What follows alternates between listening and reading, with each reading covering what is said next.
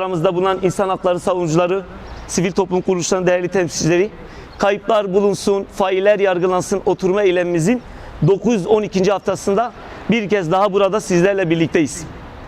Ne yapacağız biliyor musunuz? Annelerin kalbiyle dünyaya bakacağız. Bütün kayıpları gözyaşımız yapacağız. Göğsümüzde kayıp fotoğrafları gidip kimsesizler mezarlığında uğurlayacağız.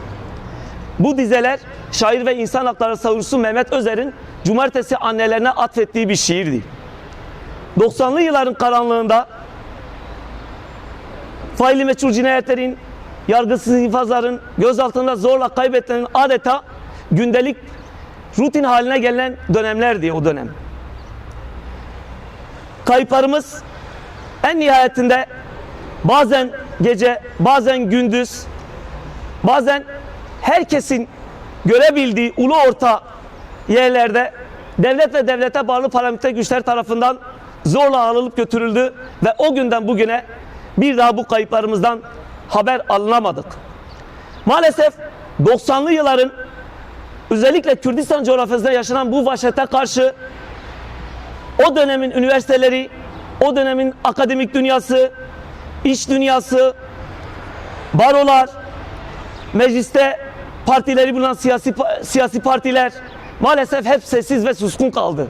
Ama bu vahşetin karşısında susmayan, yıllarca mücadele eden İnsan Hakları Derneği ve o dönemde bir avuç cesur, yürekli, kayıp anneleri İnsan Hakları Derneği ile birlikte 27 Mayıs 1995 tarihinde Galatasaray Meydanı'nda bu haksızlığa, bu zulme karşı bir itiraz yükselttiler.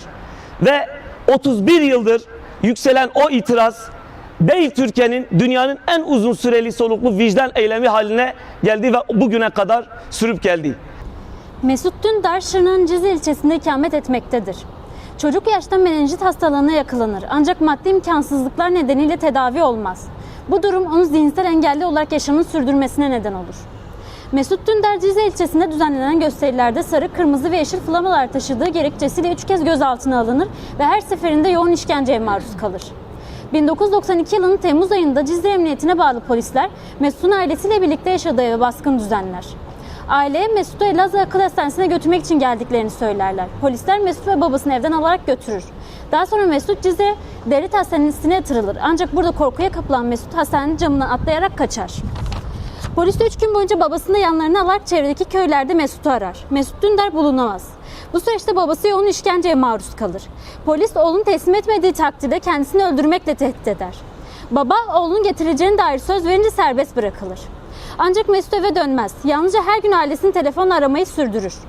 Polis ise her gün eve baskın düzenlemeye devam eder. Bir gün Mesut'un telefon ettiği halde eve baskın yapılmaması üzerine ailesi onun yakalandığını düşünür.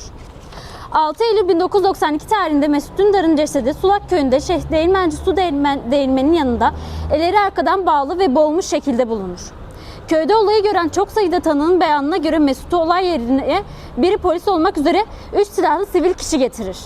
Olay yerine gelen askerler cesedin altında bomba olabileceği gerekçesiyle onu zırhlı personel aracına bağlayarak sürükler.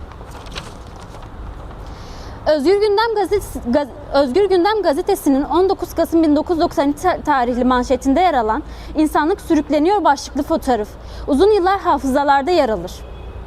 Mesut Dündar'ın bedeninde yoğun işkence ve kesilere bağlı çok sayıda yara izi tespit edilir. Daha sonra cesedi ailesine teslim edilir. Mesut'un infazıyla ilgili olarak savcılık ailenin ifadesine başvurmaz.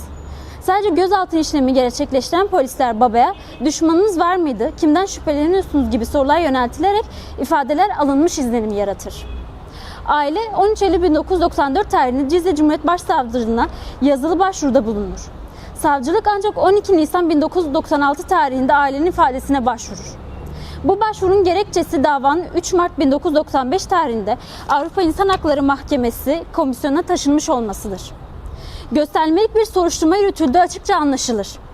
AİHM 2005 yılında Mesut Dündar davasında Türkiye'yi yaşam hakkı ihlali gerekçesiyle mahkum eder. Kaç yıl geçerse geçsin Mesut Dündar ve diğer tüm kayıp ve faili meçhul siyasi cinayetlere kurban gidenlerin akıbetini sormaktan vazgeçmeyeceğiz. Şimdi de Mesut Dündar ve diğer tüm kayıp ve faili meçhul siyasi cinayetleri kurban gidenler için 1 dakikalık oturma eylemine geçiyoruz.